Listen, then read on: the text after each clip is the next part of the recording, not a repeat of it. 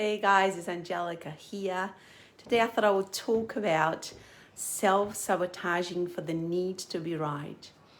You know, I am still amazed by how many messages I get from people asking me, how did I change this? Especially around my body, what sort of foods do you eat? What exercise do you do? And, sometimes I have to really think to myself, what was it like to start? Was it really that easy? I had somebody commenting, thinking, it's so simple, all you've got to do is make small changes and everything falls into place and you get this amazing body.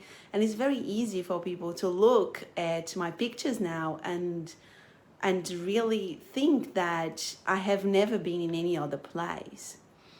But why I'm here today is just to talk about when people ask me why did you even had the idea to create a new body and mind and soul?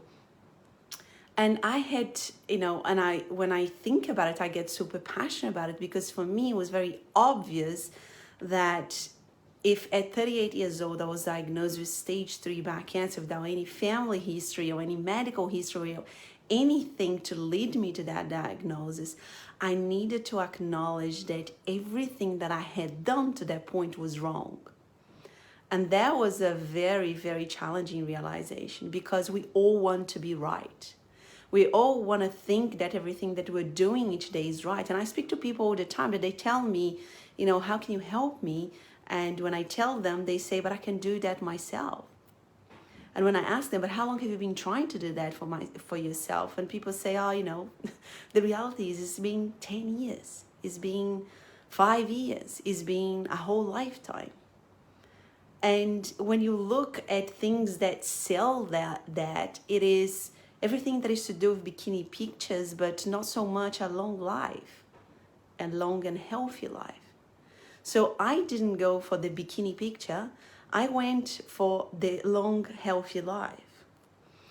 And the minute I realized that everything that I had done was wrong, and I put my ego aside and I realized that I wasn't right. I was far from being right. Everything that I did, from my health, from how I was dealing with my relationships, from how I was with my kids suffered big time because I was always exhausted, shouting at them, and the list goes on. How I was being as a wife, everything suffered around me. But I held on to that need of being right for 38 years, and that led me to the stage 3 bowel cancer diagnosis. That is the hard truth that not everybody is prepared to not only hear, but also accept. But for me, as I was diagnosed with something so serious and I was told I only had 70% chance of survival, unless I changed my thinking around it, I knew I was in a loop to death, because my body had already been giving me signs over signs. I had an ectopic pregnancy. I had terrible pregnancies. I had C-sections. I had cysts. I was sick for all of my pregnancies. I had so many things. Iron deficiency. the list goes on. But I still thought that I was right, that everything that I did was right, that everything that, was going on in my life, it was right, because I wanted to protect my ego. And the ego is strong.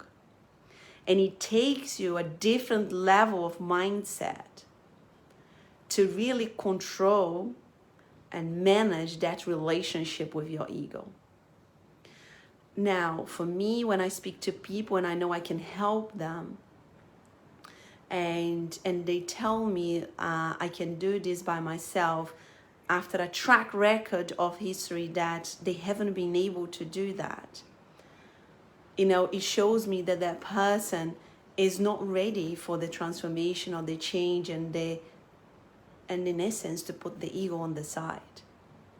Because when we are stuck unless we start welcoming a different level of mindset. And again, this doesn't have to be working with myself. This can be doing with anything else, but other than you have been doing in the last 5 years, other than you have been doing the 10 years, it hasn't worked for you.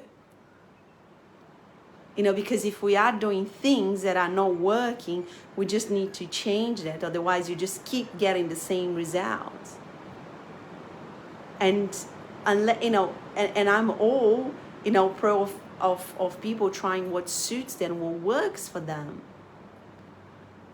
But, you know, my message today to you is like, stop self-sabotaging yourself for the need to be right. I listen to so many lectures these days from doctors while I'm studying my Bachelor of Natural Medicine that tell stories of people and patients that have been diagnosed with a very serious disease, but they rather hold on to the need to be right rather than do something else. And what is something else? The something else is something that we don't know, right? When I decided to create a new body during chemotherapy, to create a new mind and to create a new soul, I did not know what was on the other side. I had no safety net. I had nobody to tell me, if you do this, this is what you're gonna get. Because the reality is, I feel I was walking in a little road, and it was a matter of balancing through it, and a matter of whether I did what was right for me to keep walking on that road as opposed to falling over again. It was a very fine line, and I needed to make decisions daily that kept me balancing on that road. But instead of just saying to myself, I am going to finish chemo, my goals were a lot bigger than that. And I wanted to create a new body, I needed to create a new mind, I needed to create a new soul, because I knew that if I didn't do that, not only the cancer was going to come back, but I felt that I wasn't going to be here for my kids and for the life that I still wanted to live. But it took an enormous amount of courage for me to put my hand up and say, I am wrong. I have been wrong for a very long time. And I am going to stop to self-sabotaging myself and hold on to the need to be right, because I want to live. And I wanted to live so badly, and not only for my kids, but for myself, that I was prepared to do everything that it took. So when people look at me, you know, like today, it's very easy to forget what I have been. Only 3 years ago, I dragged my body outside of, like literally dragged my body to go for a walk around the block. While I was not only feeling sick as a dog, but while I couldn't physically move. But I still did it on my worst days. And because I did that, I have the body I have today. So it's not what I do now, but it's what I did then. And I met myself where I was for real, as opposed to trying to do things that I couldn't. I met myself and I was honest to myself. And I did what I could, little by little, to create the body that I want, that I have today, to create that mind I have, to create the soul I have. And when I look at it, it has been 3 years that I've been consistent with my daily habits, my routines, and I improve all of my habits still daily. Everything that I changed during chemo, I still do it now. And if anything, I do them better. So I keep building up upon all my habits, and I only feel like I feel today as a result of that. And when I look at it, it's been 3 years, and I feel like I could conquer the world. I have so much energy, emotionally, I'm in the best place of my life. You know, my soul feels like healed, right? But when I look at it, I spent 38 years abusing my body and holding on to the need of being right, holding on to anger, to resentment, thinking that I was being perfect. And you know, the body is so resilient that in only 3 years I was able to do what I've done. And if I did it, you can do it too. Like I said, it doesn't need to be with, with me, but you just need to be honest yourself. You just need to be real and prepared to put your ego aside and stop telling yourself that you were right when you're not getting the results that you want. Because that is a self-sabotaging method for the ego to keep in control. And it takes a different level of mindset for you to get out of that. So you can start creating the body, the mind, and the life that you want. Thank you so much, guys, for watching. And I will hopefully this has been really helpful. And I hope to see you guys next time. Take care.